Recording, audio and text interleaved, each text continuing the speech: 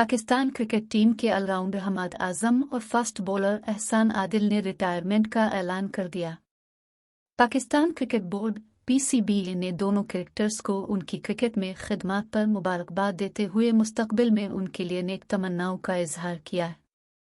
Allrounder Hammad आजम ने 2011 से 2015 तक के अरसे में 11 वनडे इंटरनेशनल खेले, जिन्हें 80 रन बनाने के अलावा 2 विकेटें हासिल कीं, जबकि 5 T20 इंटरनेशनल मैचों में वो 34 रन बनाने में कामयाब हो सके। हमाद आजम ने 2010 में न्यूजीलैंड में मुनक़िदा ICC अंडर-19 वर्ल्ड कप में पाकिस्तान की नुमाइंदगी की।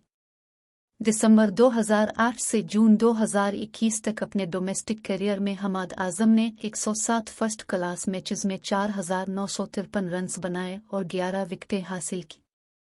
हमाद आजम ने 114 लिस्ट ए वनडे मैचेस में 2,362 रन स्कोर करने के अलावा 91 विकेटें हासिल कीं, जबकि 98 T20 मैचेस में वो 1,361 रन बनाने के साथ साथ 75 विकेटें हासिल करने में कामयाब हुए। एहसान आदिल। दूसरी जानिब एहसान आदिल ने फरवरी 2013 में जनूबी अफ्रीका के खिलाफ सेंचुरियन में अपने टेस्ट करियर का आगाज किया था। उसके बाद वो मजीद 2 टेस्ट मैचेस खेले।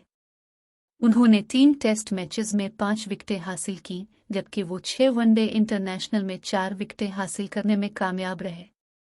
एहसान आदिल ने इंटरनेशनल क्रिकेट में आने से कबल 2012 में ऑस्ट्रेलिया में मुनक़िदा ICC अंडर-19 वर्ल्ड कप में भी पाकिस्तान की नुमाइंदगी की थी।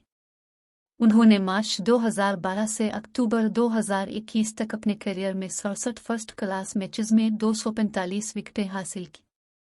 67 लिस्ट ए वनडे मैचेस में उनकी हासिल करदा विकेटों की तादाद 98 रही, जबकि 68 T20 मैचों में वो 86 विकेटें हासिल करने में कामयाब रहे।